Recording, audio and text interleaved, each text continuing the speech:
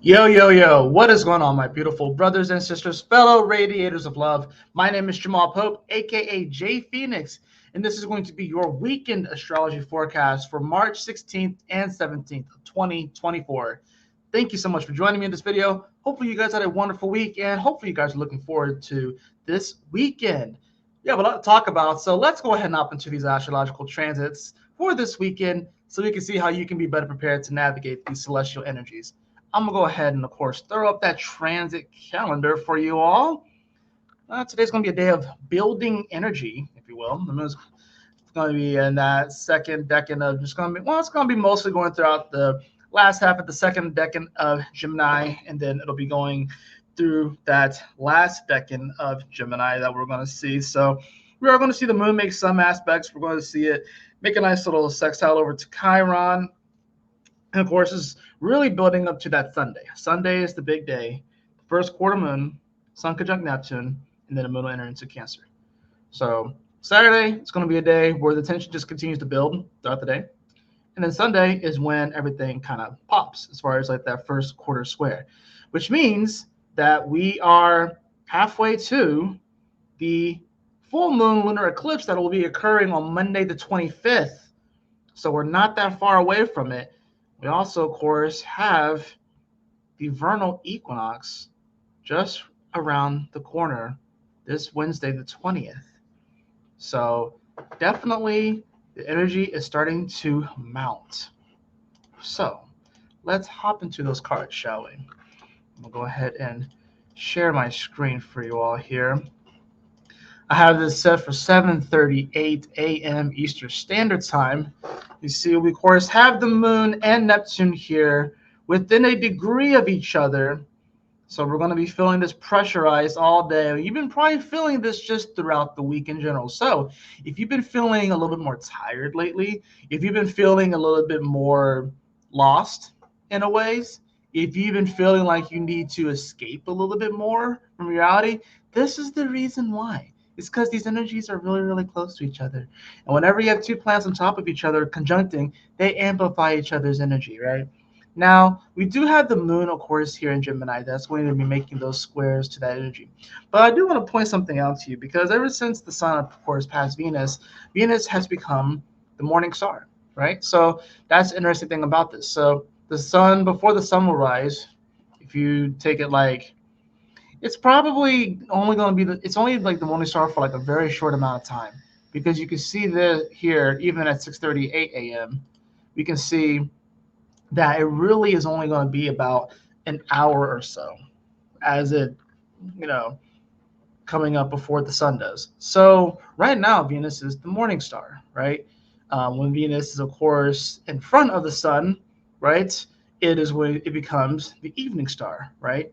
Because the sun will set and then you'll see Venus in the sky briefly, right? So that's the interesting thing about this.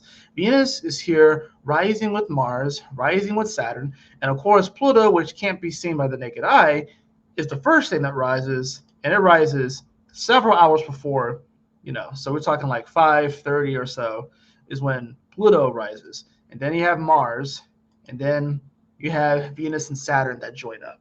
So just something to consider that when you're starting off your day, these are the planets that we are rising with.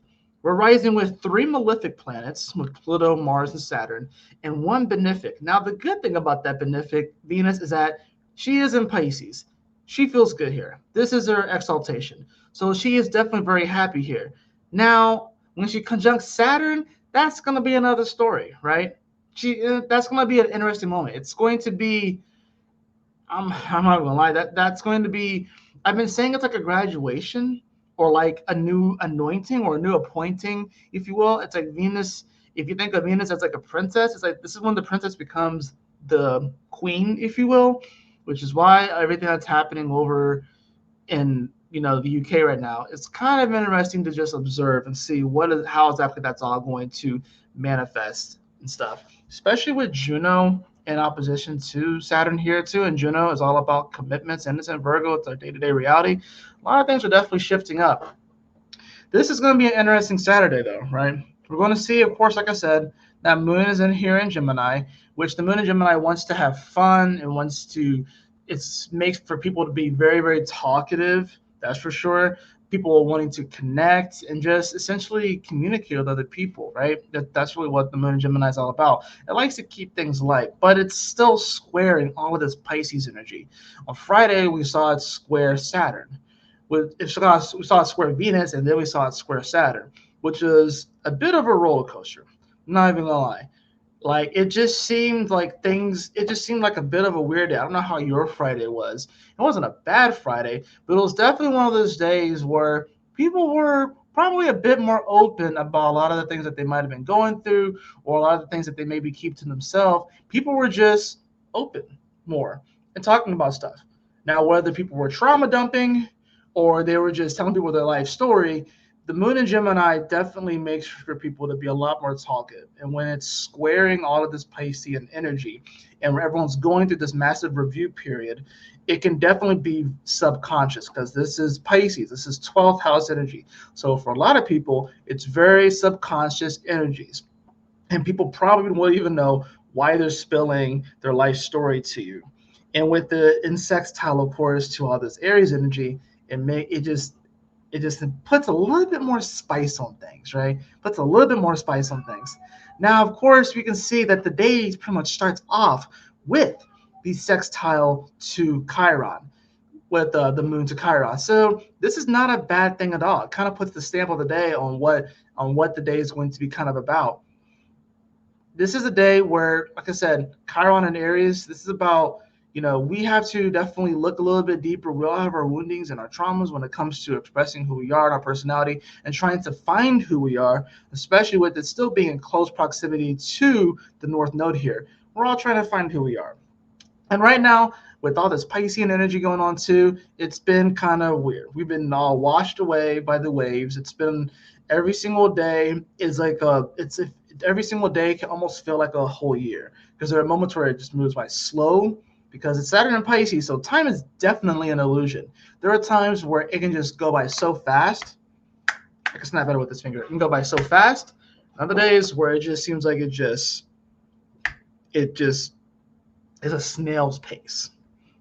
So there's no necessary rhyme or reason to this. And I think with the moon in Gemini, we're definitely going to be looking more for reason. We're going to be looking more for some facts, some truth, because this is air still.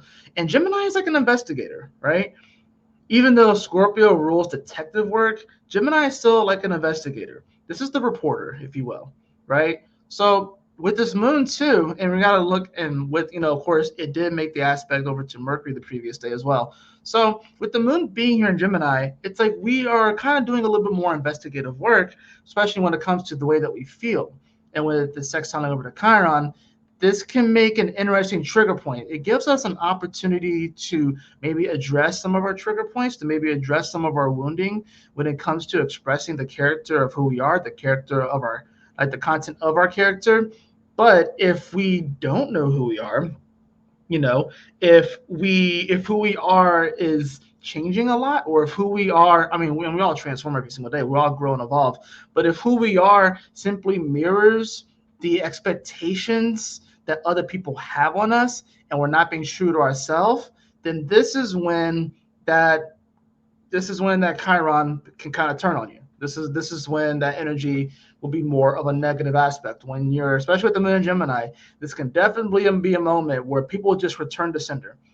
People kind of throw emotions at you. This is an easy time to kind of return to sender. It's harder because of all this Piscean energy. So right now, everybody is soaking up more, especially with Venus and Pisces. That's the receptive quality. So everyone is a lot more empathic whenever you have Venus in Pisces or even the Sun in Pisces, let alone throw the Sun with Neptune and Venus with Saturn. So everyone is feeling everyone's emotions right now. And a lot of people do not know how to deal with that because a lot of people may not have 12th house energy. They may not have these planets in these spots, and not everyone's a Pisces, right? So that's the thing about this. Why do you think Pisces is escaping all the time? It's because they feel everything pretty intensely, right? So this moon in Gemini is an interesting one. Normally, like I said, it's very light. and fun, but right now it's being a little bit more investigative. And I think we can utilize the things that come up in conversations this weekend, because there are going to be things that will come up in conversation, truths, facts, ideas, thoughts, suggestions. The sextile to Chiron, there could be an opportunity for some healing here, but the tricky part is to not take things too personal.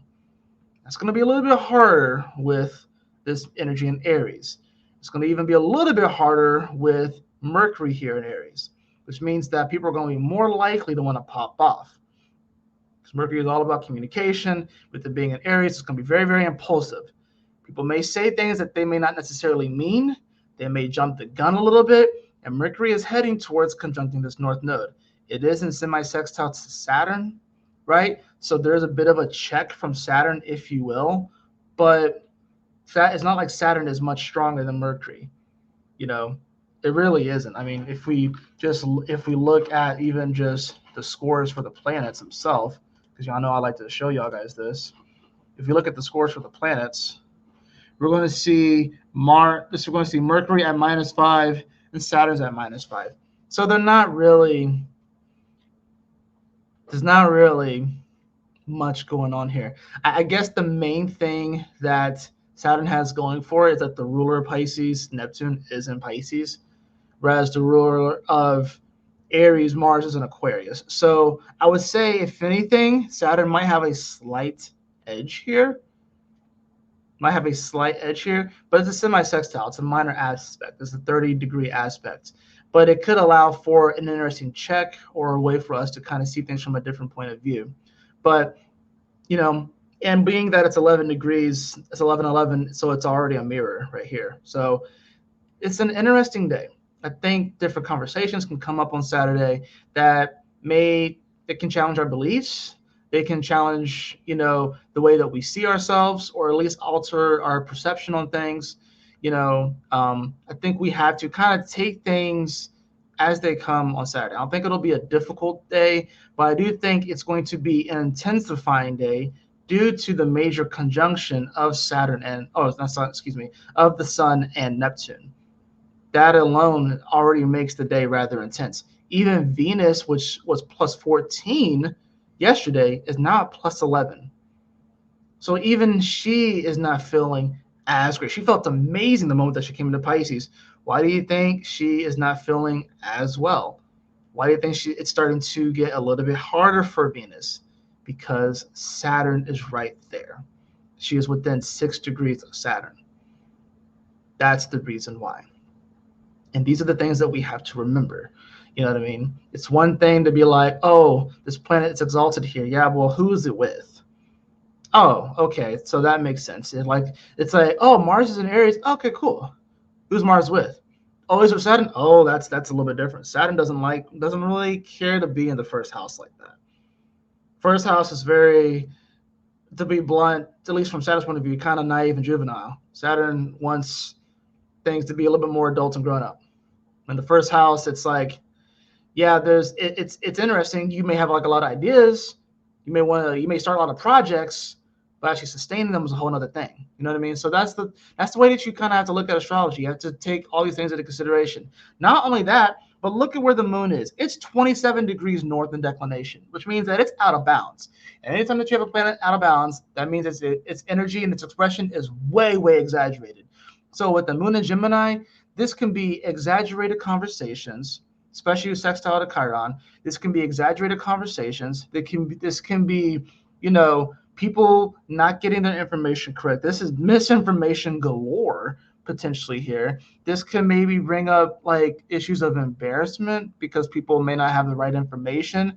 So you just want to tread carefully with this kind of energy.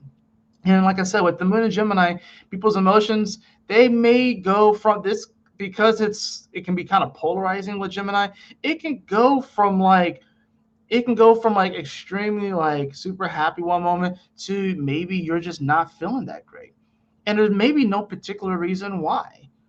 But there's an oscillation here with this moon in Gemini, where you may find yourself oscillating between just happy and joyous and then for some reason you're sad. And then to try and navigate that can be pretty tricky. I'm not even lying. It can be pretty tricky to try and navigate that, right? And it only gets trickier. It only gets trickier by Sunday. Because let's see, hold on, yeah. It only gets trickier by Sunday because we'll see as we move throughout the day on Saturday, we want to see that moon. You see, it's not really doing too much. There's not really a whole lot going on. It is going to make a nice little trine over to Mars at the end of Saturday. So that's fun. At least we get some trining energy after all this. Now, Mars, of course, is feeling a little bit isolated here in Aquarius. Venus is further along in Pisces now. So it was once leading the pack, but now it's not anymore. And Mars is trying to find that extra gear right now, trying to dig deep a little bit, but it's a little bit tough for this Mars. Uranus is in Taurus, the ruler of Aquarius, and Uranus doesn't like to be in Taurus. It's in its it's not detriment, it's in its fall here, right? So it's a little bit harder right now on Mars to try and dig deep and to find the courage and the bravery to keep going, especially when it comes to Aquarius matters, especially when it comes to humanitarian matters and connecting with people. It's a little bit harder right now. This moon in Gemini can make it a little bit easier, though, to at least get on the same page with other people. It can definitely allow for some empathic and emotional connection for you to kind of come to kind of see where someone else is feeling. So it does offer that. But what's interesting is that because these are air signs too, it's like, you know, there's going to be this whole weird thing. It's like, how involved do you want to be? You know what I'm saying? So it's like you care, but at the same time, it's like you may find yourself caring kind of deeply, being very empathetic. But this is also kind of energy where, like, if you normally would cry, you might not cry here. At least Mars here wants to provide like a solution, wants to take some sort of action. You know what I'm saying? But I think this can actually offer some nice connection with people. This can allow for some nice healing as well, I would say. Especially considering the degree is 25 degrees, so 2 + 5 is 7, which is Piscean energy, and we have a lot of Pisces energy. So it can be very spiritual in nature. It really can be, you know. But the big daddy of course, is the moment that sun hits 27 degrees, it begins its conjunction. And of course, we're going to see Moon making the square over to that. And that is Saturday going into Sunday. Prepare for your dreams to be weird. Dreams Saturday into Sunday are going to be weird. Borderline prophetic for some of you people. And with the moon in Gemini, it's going to be an attempt to try and articulate the way that we feel about this. It's going to get weird, though. It's going to get weird. Like dreams, like seriously, like the dreams from Monday, or for like Saturday into Sunday are going to be weird. And because of the nature of this energy, and I've been saying it for a while, is that if you decide to go out this weekend, please be careful, because you don't want to mess. You don't want to fuck around with this energy. You don't want to fuck around with a sun on Neptune with the moon squaring it. Here at the end of Pisces. You don't want to fuck with that. And a Venus that's getting closer to Saturn. So please be careful. Like, don't overdo it. Be careful of what Pisces rules drugs. Okay? But there's going to be some people that want to escape and get away from it all. Because they want to feel better. And yet their soul is trying to get them to articulate their emotions and understand them. But that's a challenge here. It's a square. So it's naturally very challenging. This is unfortunately, I look at this chart and it ain't easy. Like Saturday night going into Sunday. Like, yeah, we have the trine over to Mars, which is nice, but there's going to be kind of a decision that's made there. It's like, all right, well, maybe you have the option to go out with people. Make sure that you pick your company carefully. if you decide to go out. I mean, I'm not saying don't go out, have fun, do what you do, but beware of drugs, beware of overdoses.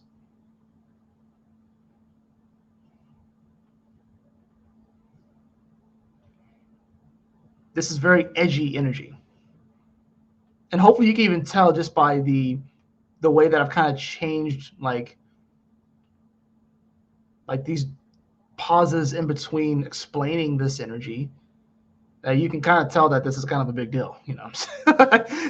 Hey, because that's the other thing about this too. It's like, since this is Piscean energy like this, a lot of it's hard to explain. A lot of it's hard to explain. Even as a 12th houser, and even as someone with their moon at 28 degrees of Pisces. So this conjunction is like on my moon, right? So I definitely need to be careful, right? So unfortunately, I've kind of set my life up to where that I don't have to worry about that kind of stuff, you know? But I still have to be careful.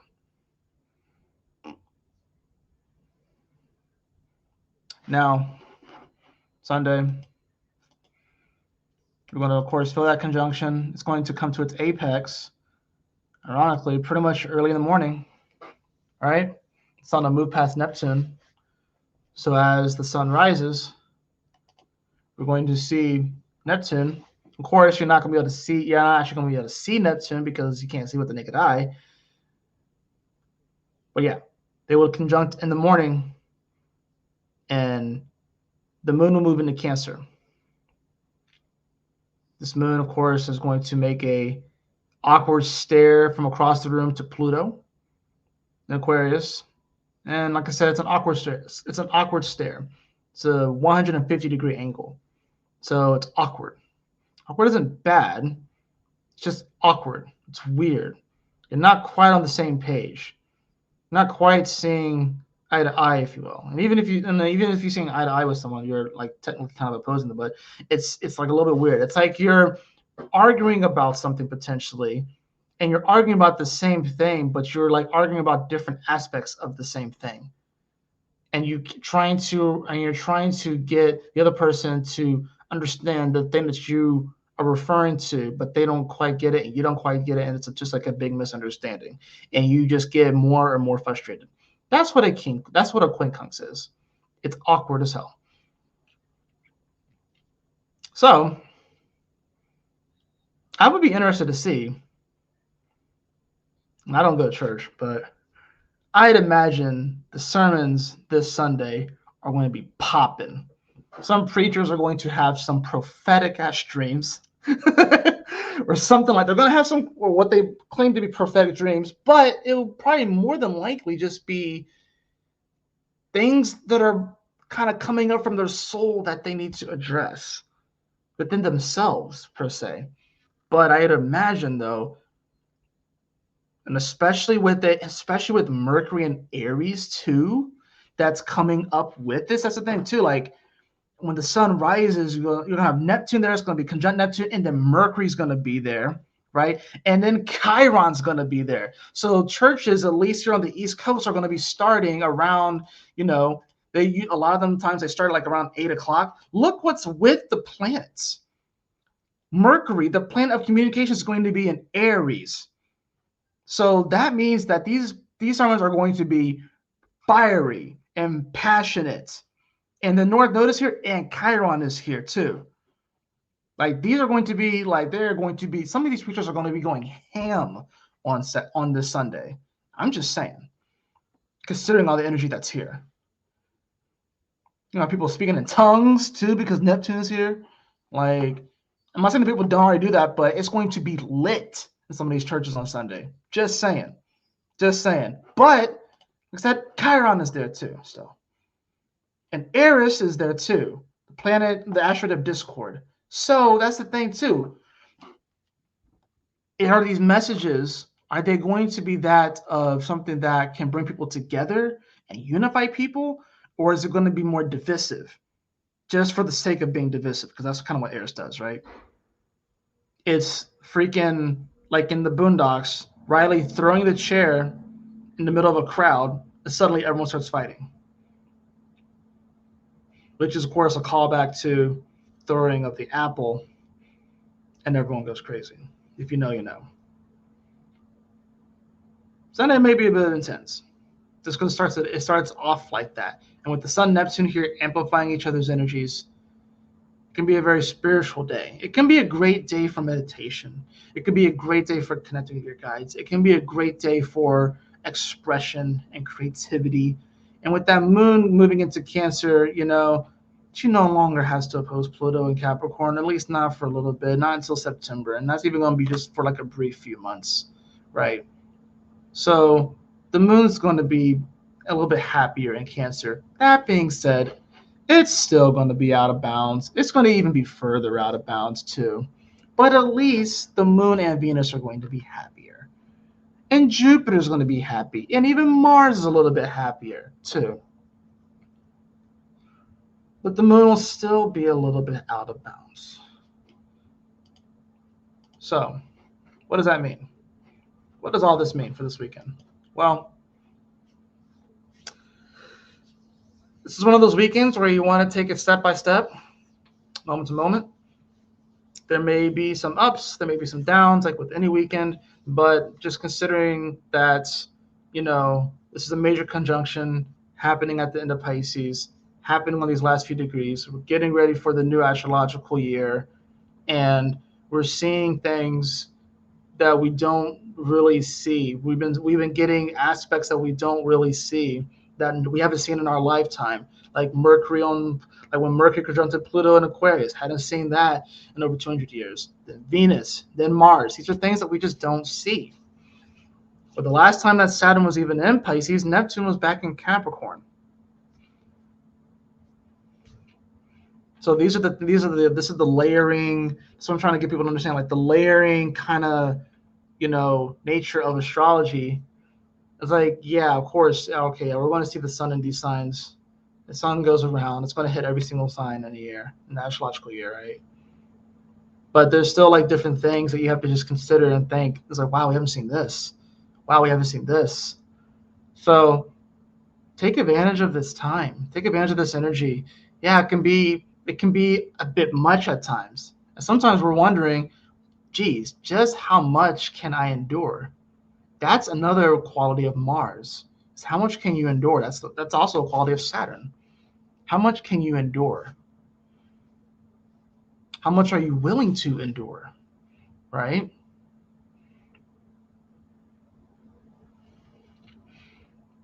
Probably a lot more than you give yourself credit for. Probably a lot more than you give yourself credit for. So I think it's gonna be a very powerful weekend. I really do. I'm interested to see what happens. I really am. Let's go ahead and get into the cards. So, because even like I said with this, we're going to see that moon in Cancer.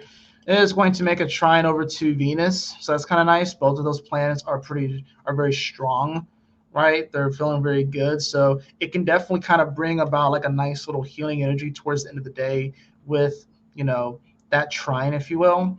And then Moon's not going to quite trine over to Saturn just yet, but it will, like I said, it will trine this Venus. So the weekend ends off on a pretty positive note if you really are able to navigate it and kind of see the beauty in it, even though there can definitely be some challenges. It can definitely feel like a lot. It can feel like a lot to handle, but you're much more capable and equipped to navigate this, and you just have to kind of open up. And this is an exercise in trust. This is an exercise in faith, excuse me. But yeah, at least, like I said, we end off with that nice little positive moon to Venus, right?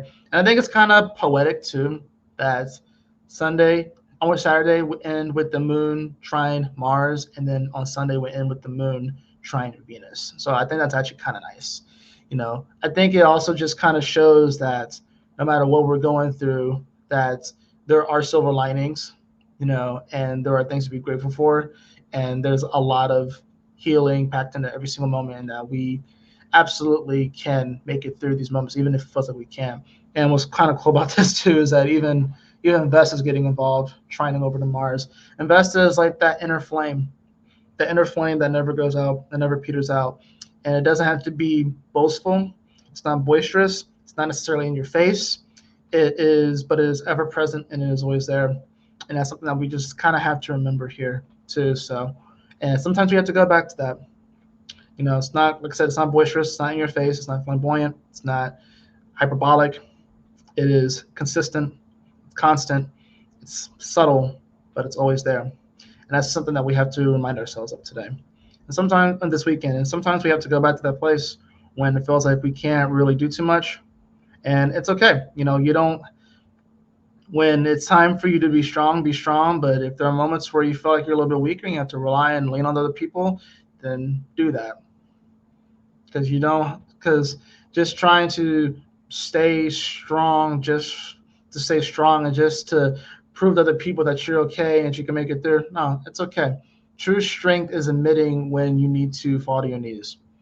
Would not be surprised that there's a lot of people at the altar this weekend in church. A lot of people going to be at the altar. And it's going to be inexplicable. They're just going to have some probably weird-ass dreams, and they're just going to feel like they need to pray. Probably a good weekend to pray, just in general. So whether you're religious or not. Let's get into the cards. I know I went, there was a lot there. There's a lot to unpack with this weekend. So bear with me. I know it's a little bit of a longer one, but just so much to unpack. And I wouldn't do it justice if I just did like a short little video. Look, King of Cups just popped up, right? So it just kind of flipped around. Let's see what else we have with the King of Cups, kind of bring a little bit more clarity into this weekend.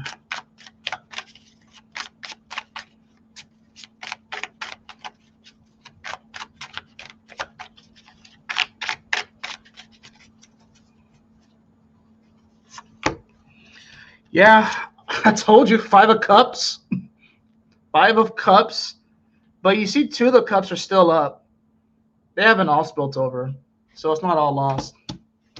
It's not all lost. I also have the Queen of Wands. King of Cups, Queen of Wands. Yeah, we definitely have to dig a little bit deeper. I think this King of Cups definitely can bring about, connecting with someone that, is in touch with their emotions. And that's the divine masculine coming in there. And then we have the divine feminine coming in with the wand energy about creating and stuff like that too. So I think it's actually kind of a beautiful thing where fire and water is kind of meeting up, where I would think, now we're about to get more fire with the sun coming into Aries and stuff too. So it's like we're kind of building up to this. But, we're trying to figure out. I almost feel like, and I know, the King of Cups is married to the Queen of Cups, but I almost feel like this is like the King of Cups married to the Queen of Wands. And I feel like the 5 of Cups is like their son, right? I feel like that's their son. And it's like they are worried about disappointing their parents. They're worried about disappointing their parents. And I feel like this might be a weekend where it's like maybe we're worried about disappointing our parents, ourselves, God. And we're so focused on what we've lost or what we didn't do, the what ifs. But really what we should focus on is, well, look what you have. Look at what you manifested. Look at the beautiful things that you have. Look at those 2 cups that are still standing. Yes, you lost over half of them, but so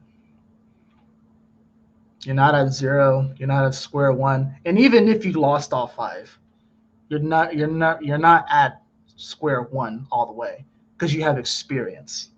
And experience is what's truly valuable here, right? I'm going to cut the deck and draw one more card. I have the 7 of Cups, so there's many options available to you. There's so much more available to you than you realize. But it's like you have to open up and see the possibilities that are here. Fuck it, I'll do one more card. I'll do the bottom of the deck. I have the 6 of Cups in reverse. Yeah, I think there's like a feeling of wanting to go back to the past. I think there's a feeling of wanting the nostalgia goggles. And I feel like it's time to move forward in many ways. The past is the past, and it can hurt. But sometimes we have to just, we have to accept things and then we have to move forward into like this new light, to this new world, to this new earth, and it'll be okay. You know what I mean? So it'll be okay.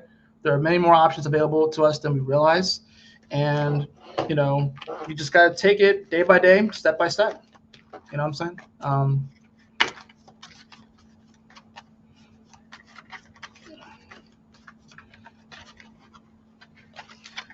The answer is simple. Oracle is listen to the music. I got this card before too. Listen to the music. It'd be a good day to just listen to some good music. Just sit there and chill. Put on some nice music. Lay on your bed. Lay on your couch. Just listen to some good music. Go outside. Listen to the birds sing. You know what I'm saying? This is you know, just appreciate the moment. You know what I'm saying? Appreciate the moment. It seems like a lot. It seems weird, and I think it's like we can feel the pressure building. We can feel the water is like it's not quite boiling right now, but it's damn near there. There are bubbles in the pot, and they're doing like that weird thing where like if you look at the pot and like it's like the bubbles are like along the side of the pot are like are going up, like those little lines, shit like that. That's where we are right now.